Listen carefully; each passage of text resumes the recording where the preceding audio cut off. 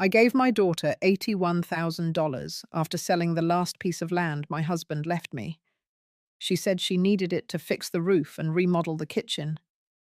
3 days later, she handed me a rent bill, $1,650. She said it covered my share of groceries, Wi-Fi, and utilities. Then she showed me the basement room where I'd be staying. That moment stayed with me. I thought I was helping her build a home. I had paid for my own disappearance. I walked into the kitchen just as the late morning sun pushed through the blinds. The light cut across the tile floor in soft lines, and for a second, I paused to feel that warmth. Madison had just slipped into spring, the kind that smelled like damp bark and thawed soil, the kind that made you believe healing was still possible. Mallory had left an envelope on the counter. I thought it might be a card, maybe a thank you note. I had just handed her $81,000 3 days ago. That money came from the sale of the last piece of land my husband had left me in Sauk City. We had held on to it for decades, thinking one day it might be a place to retire. But Mallory said the kitchen needed a full gut renovation, and the roof was leaking. Her voice had cracked when she told me, so I told her yes. Of course I told her yes. I opened the envelope. It was a bill. $600 for groceries, $300 for internet and Wi-Fi, $750 for electricity, water, and gas. $1,650. Due next Friday. In the corner, her handwriting. Mum's March share. I stood there with the paper in my hand, like it was something foreign, like I couldn't read anymore. My daughter charged me rent. A small sound came from behind, her heels on the wood floor. "Oh, good, you saw it," she said. "It's just to keep everything fair. You know how utilities are now." I said nothing. I just nodded and smiled like it was normal, like it didn't crush me somewhere quiet inside. She had already turned away, pouring herself coffee from the French press. I noticed she had new mugs, hand-thrown pottery, the kind that cost $40 apiece. The kitchen was already halfway remodeled, stainless steel range, subway tile backsplash, brass handles, soft close drawers. She talked about the plumber coming later that afternoon, and whether she should go with matte black or brushed nickel for the light fixtures. I stood by the counter, still holding the bill. Then she said, "I figured you'd want privacy, so we started fixing up the basement." I blinked. Mallory kept talking. She said it would be nice and quiet down there, that she would help me set it up just like I wanted. She mentioned a fold-out couch, a small fridge, even a smart speaker so I could play music or listen to those history podcasts I liked. I followed her down the stairs. The carpet was new, so were the blinds, but the air was damp, and the walls were still concrete behind the paint. There was no window, and no door at the top of the stairs, just an open gap. It felt like storage. No, less than that. It felt temporary, like I didn't belong anywhere else. I looked around and nodded, again, because that's what you do when you've already said yes too many times. You nod. She smiled, called it cozy. Later that night, I sat on the edge of the narrow pullout. My suitcase was still zipped beside me. I hadn't unpacked. The house was quiet above me. I heard footsteps now and then, cabinets closing, the sound of Mallory laughing at something on the television, a life going on upstairs. I pressed my hands to my lap and stared at the bare wall. I thought about the check, about the years my husband and I spent saving, about the patch of land that held every dream we had when we were young. I sold it in a single afternoon because Mallory said she needed help. She had always needed help, and I had always given it. But that night, as I sat alone in a windowless room I paid for, I realized something different, something uncomfortable. Maybe it wasn't her fault for taking. Maybe it was mine for never stopping. If you've ever felt that slow ache of realizing your love was being counted like money, stay with me. This story isn't done yet. The next morning, I woke early. Too early. The kind of early that feels hollow. I stared at the low ceiling for a long while before finally sitting up. The air in the basement was heavy, unmoving. I wrapped a shawl around my shoulders and stepped barefoot onto the cold floor. There was a space heater in the corner, but the switch sparked when I tried to turn it on, so I left it alone. I padded up the stairs, careful not to make noise. I didn't want Mallory to think I was restless, or worse, ungrateful. In the kitchen, the smell of fresh coffee greeted me. She had already brewed a pot. The counter was clean, and the backsplash caught the morning light in its glossy tiles. I poured myself a cup and sat at the far end of the kitchen table, where I used to help Mallory with schoolwork 2 decades ago. She always liked to sit in the same chair. She said it made her feel like she was in charge.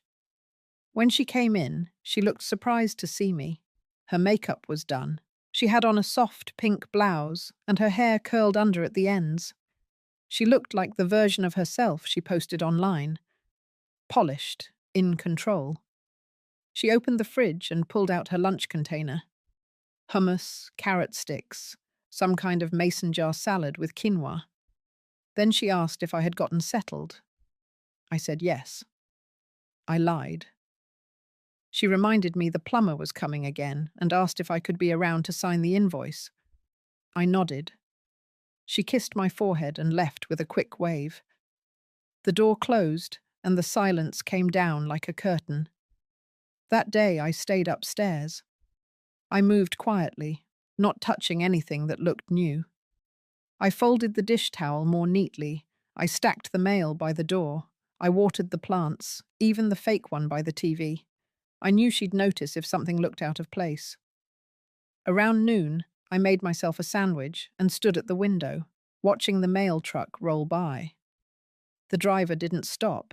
He rarely did these days. The only letters I got were digital now. The real mailbox belonged to Mallory. By 3, the plumber still hadn't come. I sat on the couch and scrolled through my phone. A woman I used to volunteer with had posted a photo of the community garden. They'd added new benches. Someone had repainted the sign I helped design 10 years ago. It made me smile, then ache. I spent 32 years working in public health, coordinating workshops, managing wellness programs, helping people through hard seasons. I used to give lectures about the importance of safe spaces for seniors. Now here I was, downstairs with a lockless door and stale air. By 4:30, the plumber arrived. He was polite, asked me where the access panel was, and I showed him. He said the new pipes looked good, that the main shutoff was solid. He handed me a clipboard, and I signed. $675. Another invoice paid, likely from what I gave her. I thanked him and watched him leave. That evening, Mallory came home tired. She didn't ask much, just whether he came and if he seemed competent. I gave her the receipt. She nodded, said she'd scan it later. Then she said she had plans and left again. I stood in the kitchen alone. I should have gone back downstairs. I should have accepted the quiet and the chill, but I didn't. I stood there, fingers resting on the countertop, and looked around the room I helped build. I noticed the new pendant lights. They were brass with frosted glass, elegant in a way Mallory had never been before. The dining table was different too. Solid wood, sleek lines. A small vase with fresh eucalyptus sat in the center. It felt like someone else's house. I walked through the hallway and peeked into the room that used to be the guest room. It had been turned into her office. Everything was color coordinated, soft grey, dusty blue. Her diploma framed and hung above the desk. In that moment, I realized I wasn't just a visitor. I had become invisible.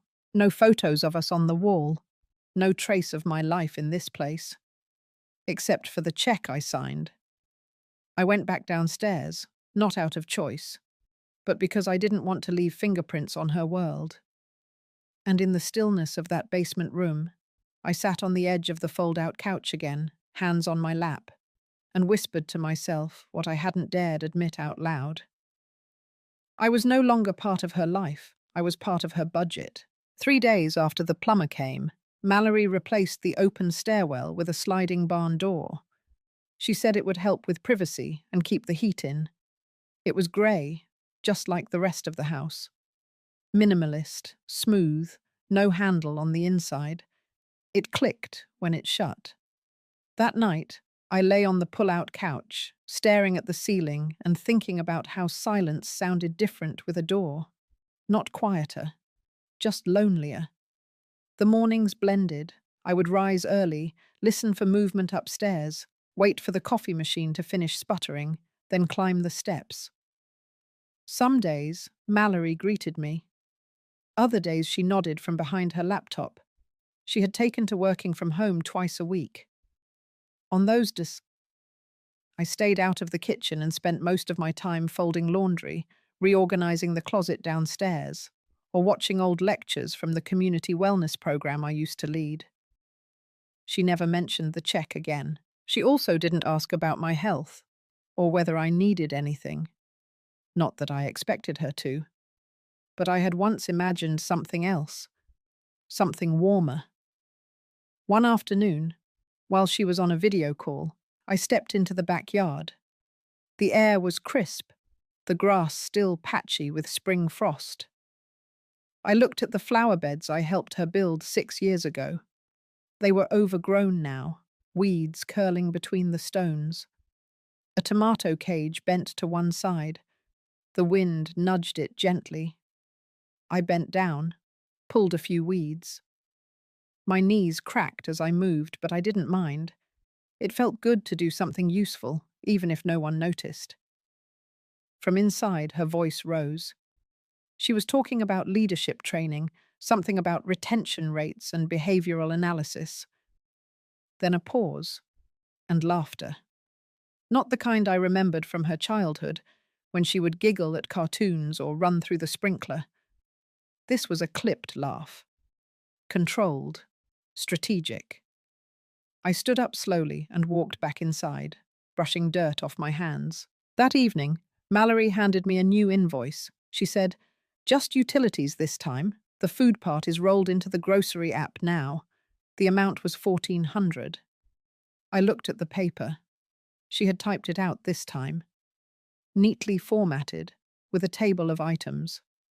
Wi-Fi, gas, electric, water, waste management. She added a note at the bottom. Payment preferred via Venmo. That night I didn't sleep. I sat in the dark, thinking about the money I had left. Not just in my account, but in my life. Time, too. Energy. How much of it I had poured into her since she was born. She was a difficult baby. Allergies, colic, sleep regression. But I never once let myself fall apart. I held her through it all. When she was bullied in 6th grade, I met with every teacher. When she didn't get into her first choice college, I helped her reapply. I taught her how to drive, how to cook rice without burning it, how to keep her hands still during hard conversations. And here I was, in her basement, paying for heat I didn't feel. The next morning I took a walk to the local post office. It was small, tucked between a dry cleaner and an ice cream shop that had closed for winter. I hadn't been in that part of town in months. The woman behind the counter recognized me. She said, "You used to lead the walking group here." I smiled, said yes. She told me they missed it, that no one had picked it back up after the pandemic. I stood there for a moment longer than I needed to. Then I stepped outside, turned left instead of right, and walked toward the lake. Lake Wingra was still, except for the ducks in the shallow end. A few older men stood with fishing poles. I sat on a bench, pulled my coat tighter, and let the cold bite through a little. It was then I made a decision. I didn't belong in a basement. Later that afternoon, I returned to the house, printed the utility bill, and circled each line item. I wrote the word paid in red across the top, left it on the counter, and walked downstairs. I packed my suitcase slowly. There wasn't much to take. A few sweaters, some books, a framed photo of my late husband from our wedding day. I didn't bring the mug Mallory gave me last Christmas. It had chipped. I waited until Mallory was on another call, then wheeled my suitcase up the stairs. She didn't look up. I opened the barn door, stepped into the kitchen, placed my keys on the counter, and walked out the front door without a sound. I didn't leave a note. I didn't need to.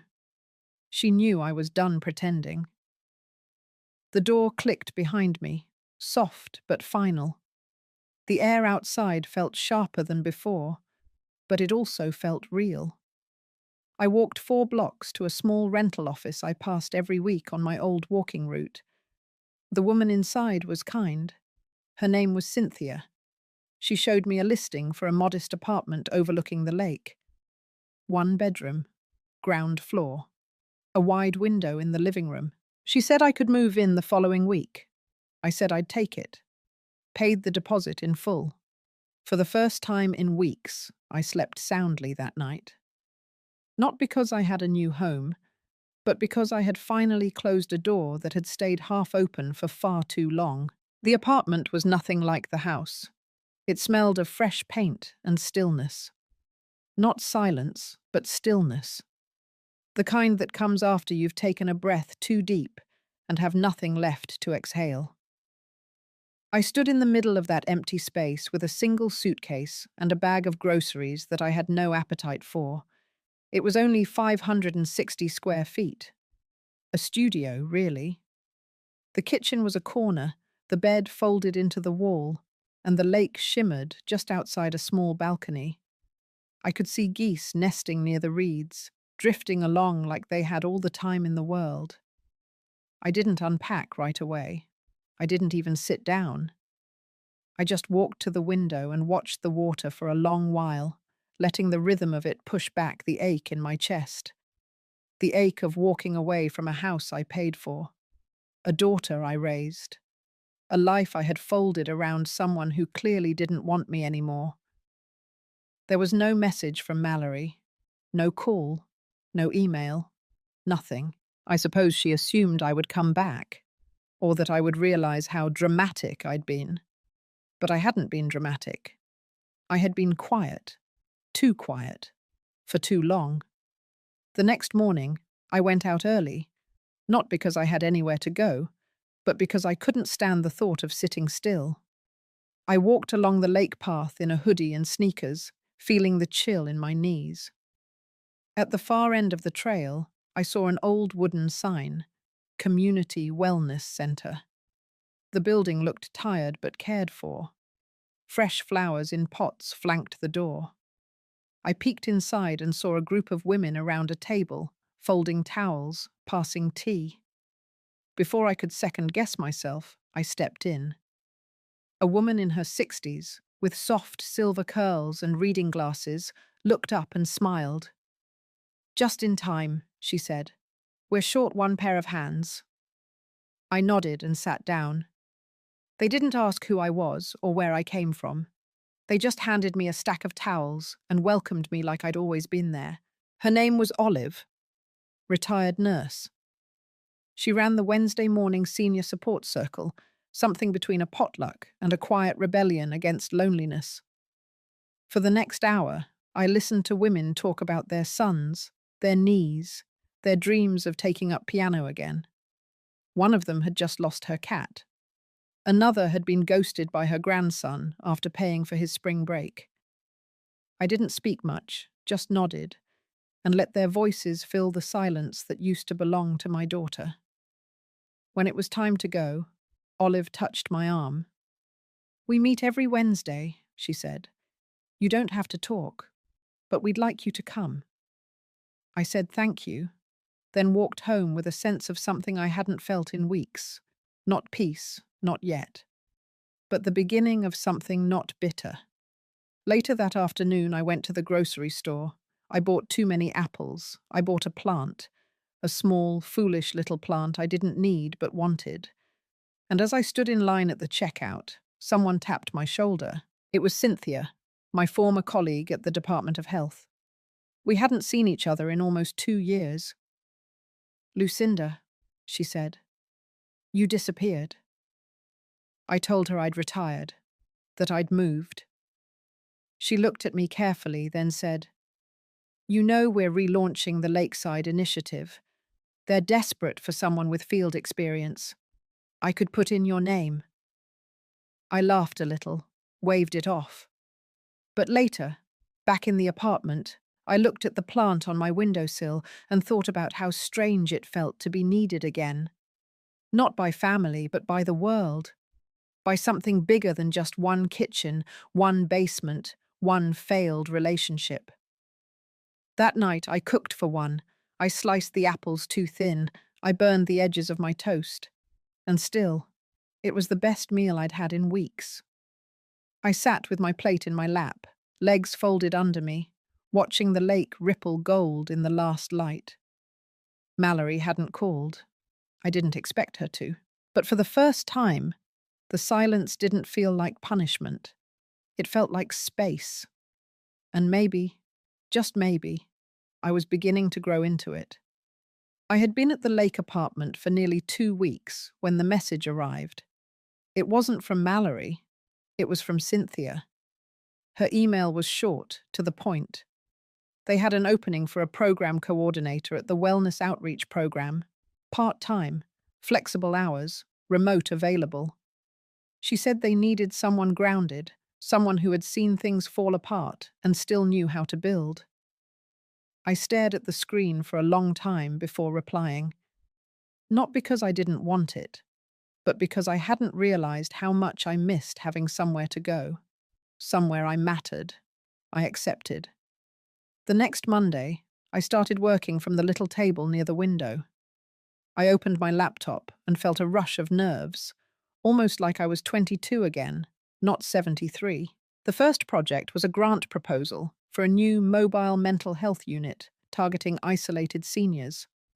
I knew this world. I had written dozens of these. But something felt different this time. I wasn't doing it for a department. I was doing it for people like me. That week, I saw Olive again at the wellness center. She noticed the change right away. "You've got work face," she teased, pouring me a cup of tea. I smiled, and for the first time, it didn't feel forced. I told her about the outreach unit, about the possibility of bringing care to seniors living on the edge of silence. She reached out and touched my hand. "That sounds like something the old you would have done." I thought about that phrase. The old me, the woman before the basement, before the check, before her daughter turned her into a burden. The truth was, that woman wasn't coming back, but maybe someone better was growing in her place. That night, back in my apartment, I sat down to finalize my draft, but the cursor blinked and blinked and blinked. My eyes drifted to the corner of the room. There, tucked behind my suitcase, was a folder I hadn't unpacked. It was full of letters. Handwritten notes from clients I had helped. Women who said they'd lived because of a workshop. Men who said they hadn't touched a bottle in 8 years. I read through them slowly, letting their words anchor me. Then I got back to typing. 2 days later, the draft was submitted. Cynthia called to say the director had been impressed. They wanted to pilot the unit within 3 months, and they wanted me to lead the community mapping. I accepted without hesitation. But that night, as I watered my plant and folded my laundry, I saw Mallory's name light up my phone screen. I didn't answer. She didn't leave a voicemail, just a text. "Can we talk soon?" I stared at it. The absence of punctuation, the lowercase letters. It felt casual, almost lazy, but I also knew Mallory. She never texted like this unless something was off. I didn't reply, not because I didn't care, but because I couldn't risk slipping back into old patterns. I needed to finish building something of my own before letting her voice back into my world. The next morning, I went to the centre early. Olive handed me a clipboard and said a local nursing home had asked for help designing a weekly group for their loneliest residents. I visited the facility that afternoon. The halls were too quiet. The air was heavy. An elderly woman named Marie reached out as I passed. "You knew?" I nodded. "Good. Maybe you'll listen." No one listens anymore. We talked for 15 minutes. She told me about a son who only called on Christmas, about how the silence on Sundays felt heavier than the walls. Her voice was thin, but it held a storm. When I left, I sat in the car and wept. Not just for Marie, but because I had become her, once. Later that week, Cynthia invited me to a planning meeting at City Hall. It felt surreal walking through those doors again, not as a retired employee, but as a guest. The younger staff looked at me like I was some kind of returning relic. But when I spoke, the room fell still. My voice hadn't changed, neither had my instincts. And for the first time in years, I didn't feel like someone's forgotten mother. I felt like a leader. Back home, I checked my phone again. Mallory had sent another message, saw the news about the grant. "Congrats. I guess you're busy." No anger, no warmth, just a sentence suspended in the cold air between us. I didn't reply. Not yet. Because I was building something that didn't need her approval. Not anymore. I had just stepped back from the food co-op with a bag of apples and a jar of honey when I saw her. Mallory. She was standing at the top of the stairs outside my building, shifting her weight from one foot to the other like a child waiting for the principal. Her eyes were sunken, no makeup, not even the usual press of her lips that made her seem untouchable. She looked small. She didn't speak at first, just watched me as I reached the step below her. Then, finally, her voice broke the air. "I thought I'd try showing up." I didn't answer. I unlocked the door and stepped inside. She followed. I didn't invite her in, but I didn't close the door either. My apartment was warm. The heater ticked softly. She sat on the edge of the chair, her back straight, like she was bracing for court. I let the silence stretch. I wanted to see how long she could hold it. Finally, she blurted it out. I didn't know how to ask for help without looking weak. That wasn't what I had expected. I tilted my head. She continued, her hands gripping her knees. "You always had this way of making things work. When I was young, if something broke, you fixed it.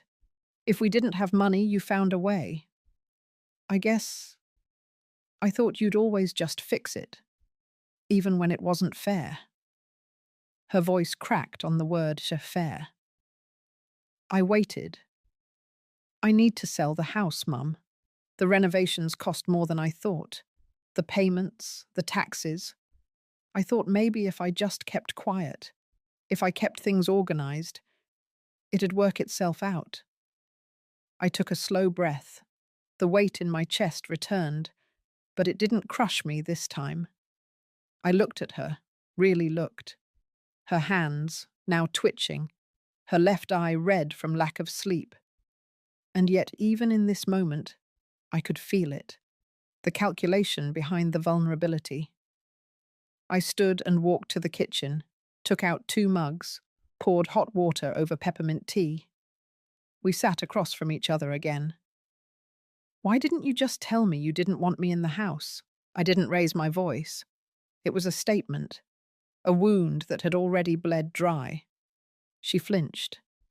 "Because I didn't want you to see that I couldn't handle it, that I resented it, that I was ashamed." I nodded, that I believed. Then she looked up. "I miss you, Mum."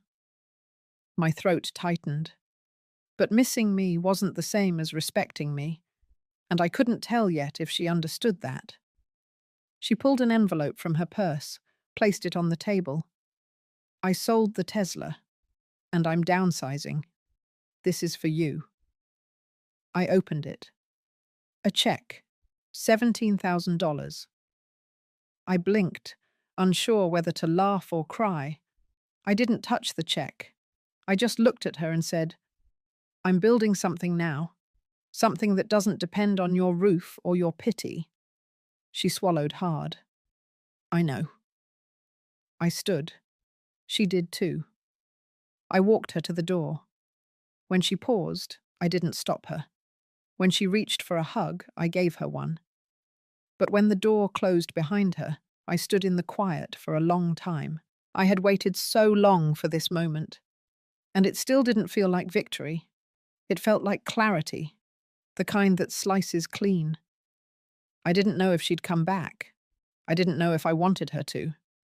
But I knew the next step was mine alone. I woke up the next morning before the sun. The apartment was still wrapped in that gentle silence I had come to love. I pulled the old flannel blanket over my shoulders, made tea, and sat near the window. There was a light fog over the lake, softening the lights from the street lamps like watercolor. I didn't think about Mallory, not immediately. My mind had grown used to the gap, like a missing tooth you learn to chew around. Instead, I thought about the blue wall, the one inside the old senior center on Jackson Street. A chipped, cracked wall that had been left untouched when the building was turned into a warehouse years ago. I remembered leaning against it with Rita Shaw in the spring of 1989, drinking our coffee and making a list on the back of a clinic flyer. Back then, we wanted to start a walking group for older women who were scared to go to the park alone. We thought it would last a season. It lasted 12 years. I opened my notebook and flipped past Mallory's name, past the check, past the groceries and receipts. And there it was, written in my own handwriting. Mental Health for Women, over 60. The title stared back at me like a dare. By the time the sun rose, I had already drafted 3 sections. I made calls that day. I reached out to former colleagues, to volunteers, to women I hadn't spoken to since before Harold passed. I told them about the idea. A simple weekly gathering, a quiet room, journals and peppermint tea.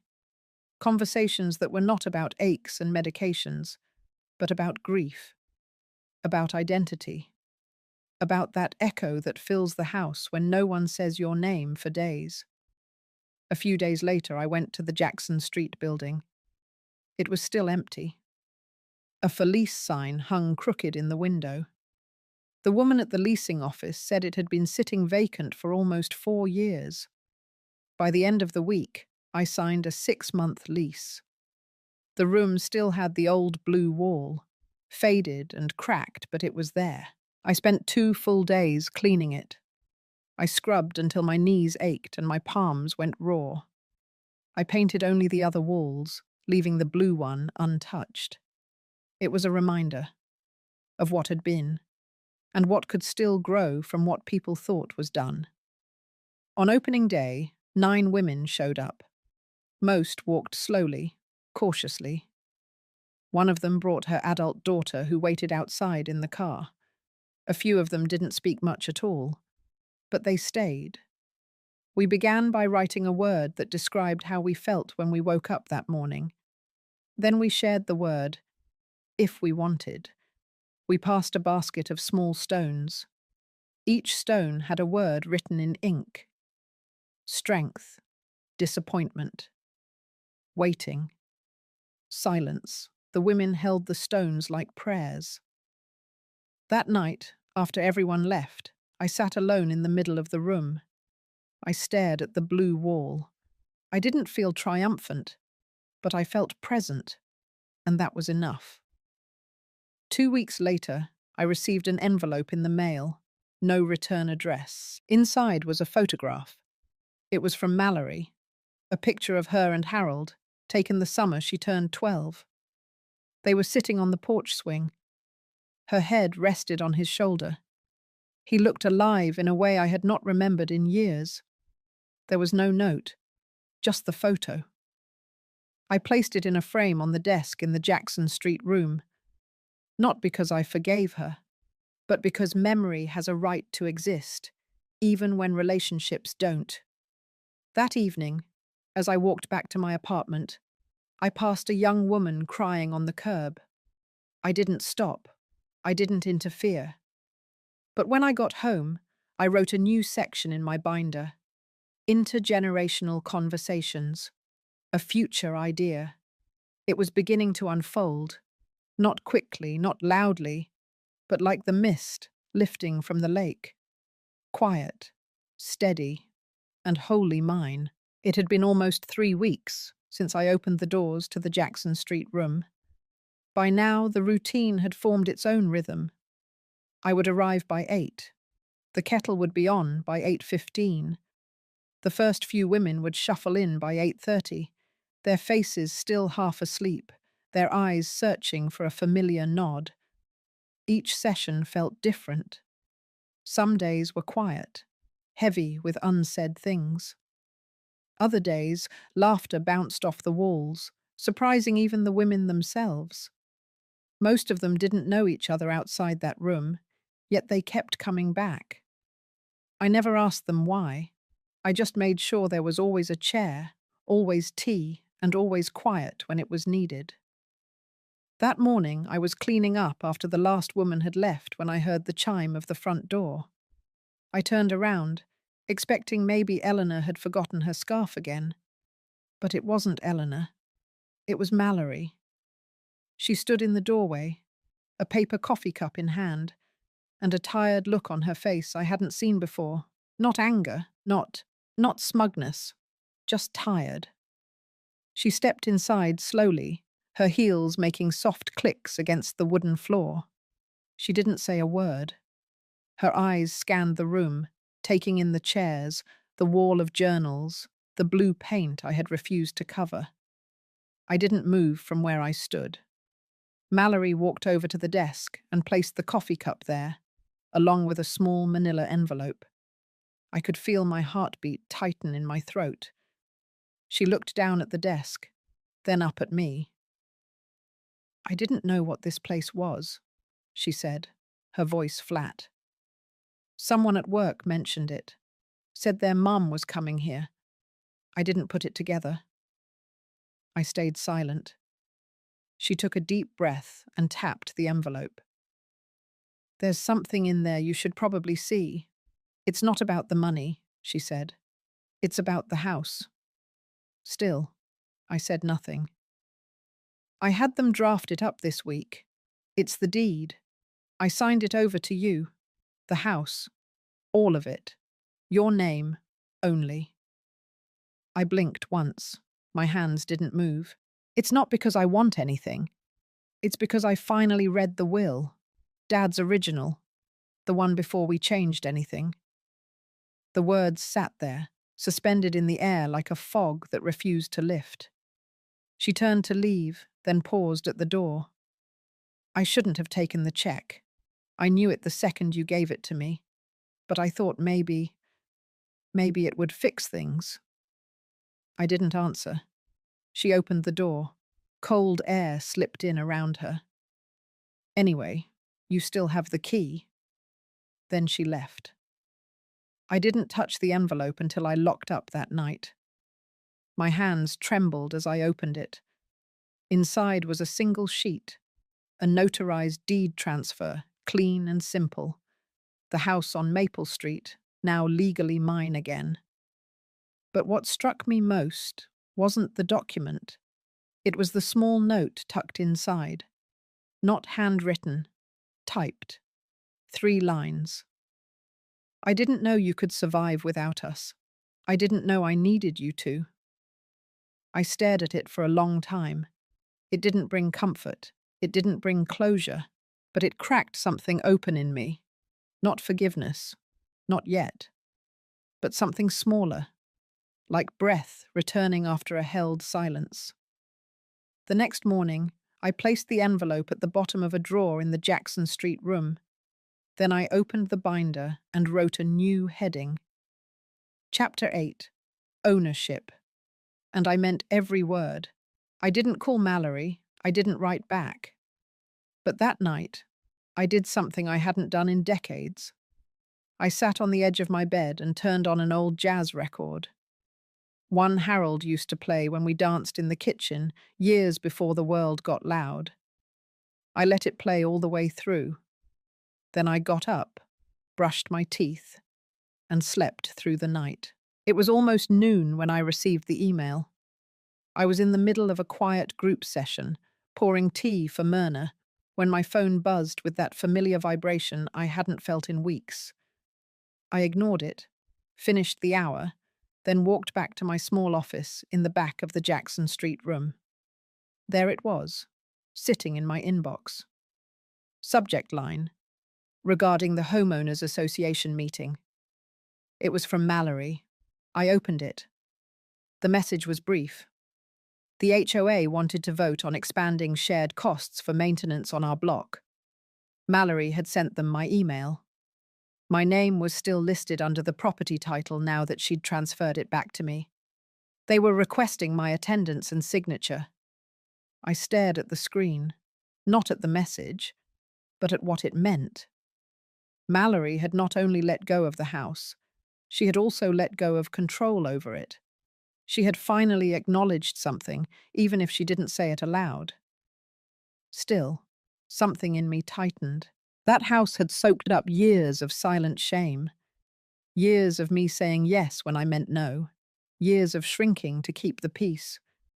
It wasn't just about property. It was about history. And now it was mine to rewrite. I didn't reply to the email. I printed it out, folded it neatly, and tucked it into the same drawer where the deed now lived. Then I picked up the phone and made a call I had been rehearsing in my head for over a week. A lawyer picked up. I introduced myself, clearly and slowly, explained the property transfer, the background, the gift check, and what I wanted to do now. The woman on the line listened carefully. Then, in a calm voice, she said she understood completely. It took only 5 days to set it all up. On the 6th day, I invited Mallory to lunch. I told her to meet me at a small cafe near Lake Mendota. It was a crisp, bright day. She arrived a few minutes late, her coat draped over her arm and eyes squinting against the sunlight. She looked surprised to see I was already sitting inside, tea steaming in front of me. We made small talk, nothing deep. The weather, her work. She asked about the women's group. I gave simple answers. We both knew this wasn't really about catching up. When the server cleared the plates, I pulled an envelope from my purse and set it on the table between us. Mallory looked at it, but didn't touch it. "It's a trust," I said quietly, "for the house."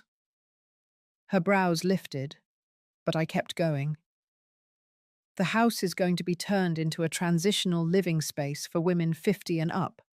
Women like Elaine, like Myrna, who lost everything in one moment: divorce, health collapse, family abandonment. That house will be a shelter, Mallory, not a punishment. She was quiet. Her lips tightened. "It's named after your grandmother," I added. Still, she said nothing. "I used the rest of the money your father left me to fund the conversion. The check I gave you, I don't want it back. Consider it the final chapter." Mallory's face went pale. Her shoulders dropped, as though a hidden burden had finally slid down. Not relief, not gratitude, just realization. I stood up, placed my coat over my arm, and paused beside her chair. "I won't be needing the downstairs anymore," I said. "Or any of it." Then I walked out. That evening I sat by the window in my apartment, overlooking the lake. A breeze moved gently across the surface, and the sun sank into gold. I didn't feel triumphant. I didn't feel broken. I felt whole. It had taken 73 years to say no without guilt, to give without being erased, to let go of a house that never quite felt like home and build one, instead, through kindness. The next day, I unlocked the Jackson Street room and found a note slipped under the door. It was from Elaine.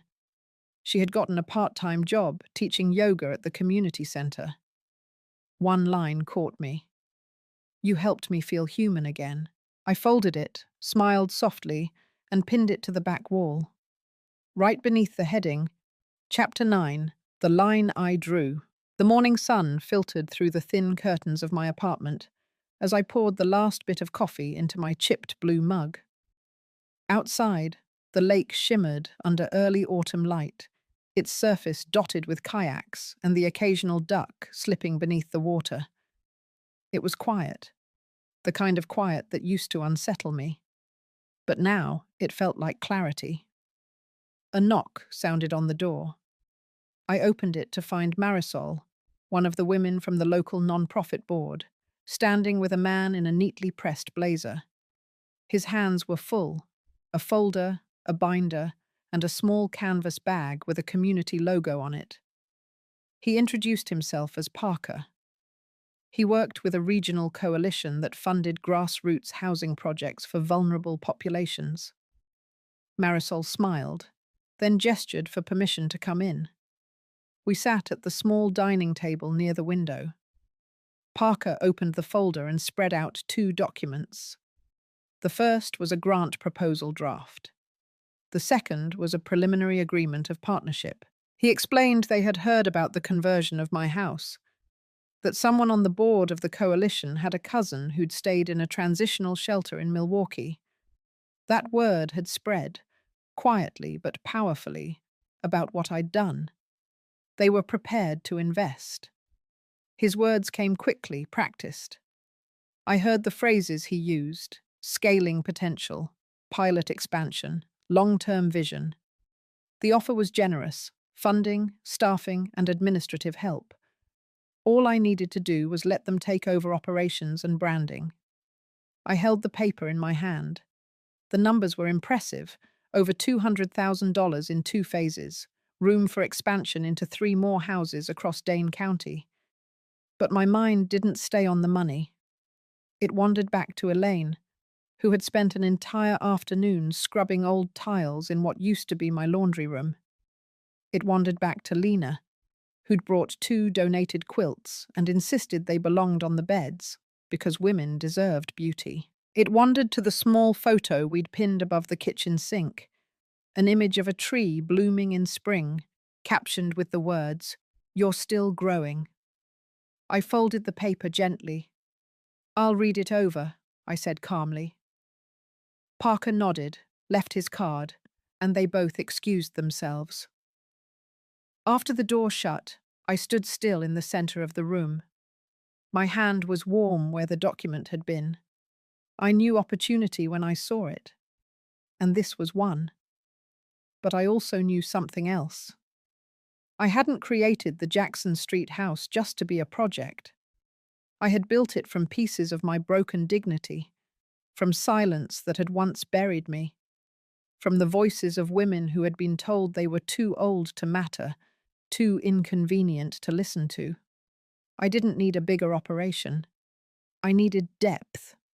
2 days later, I walked to the house, unlocked the door, and sat at the kitchen table with Myrna, who had just returned from a job interview at the library. She looked tired, but her eyes sparkled in a way I hadn't seen before.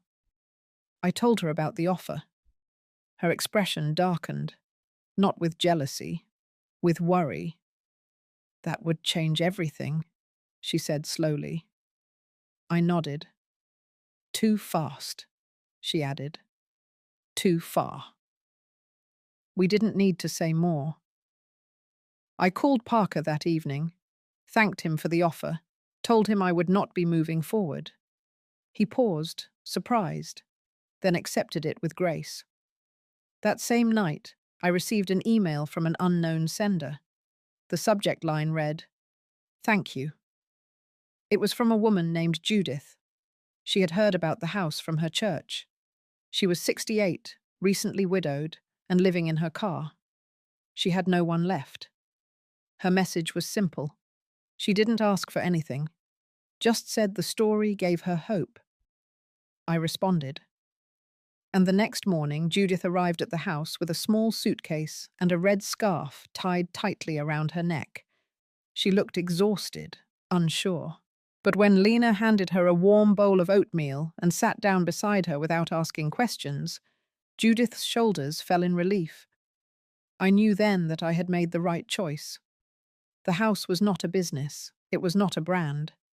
It was a mirror, reflecting what it meant to still have something to give, even when the world said your best days were behind you. In that quiet kitchen, with the soft clinking of spoons and whispered conversation, I felt something settle in my chest. Not pride, not peace. Purpose. The weather had turned brisk. Leaves scattered across the sidewalk outside Jackson Street, curling in golden piles by the front steps. Inside, the smell of rosemary bread filled the house, thanks to Nora, who had taken it upon herself to bake once a week.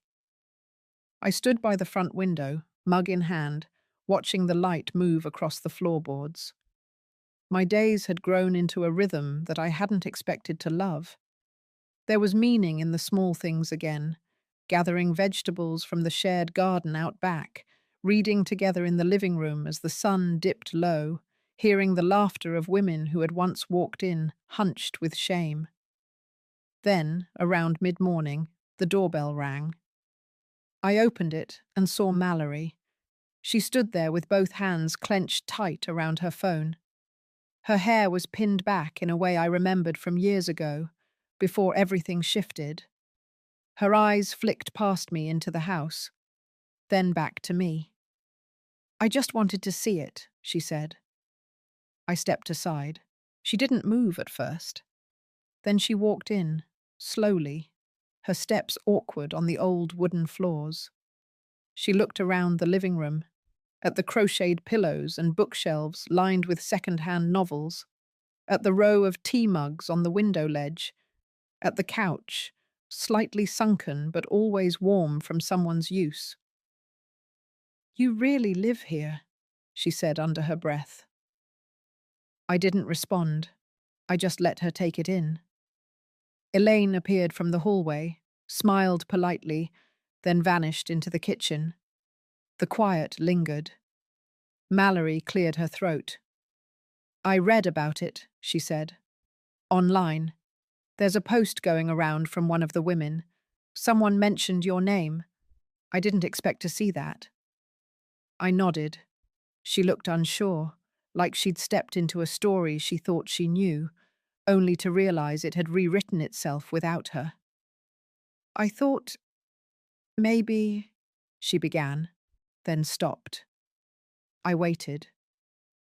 "I thought maybe you hated me," she said finally. I set down my mug. "Hating you would require more space than I have left to waste," I said gently. Mallory sat down on the edge of the couch. For a moment, she just stared at the floor. Then she said something I hadn't expected. "I sold the house," she said. "The one you gave me money to fix. I needed to get out. It didn't feel like mine anymore." I didn't say anything. "I thought you'd be furious," she added. I wasn't. Something in me had already let it go, long before she stepped through that door. She stood up again, eyes still roaming the space. "I just didn't know you could be this version of yourself." I smiled, a little sad. "I didn't know either," I said. She nodded, then stepped toward the door. Just before she left, she turned back. "I'm staying in Middleton now," she said. "If you ever want to talk, or anything." I nodded once. "Take care of yourself." After she left, I stayed near the door for a while. listening, thinking. I didn't cry. I didn't feel vindicated. I didn't feel broken either.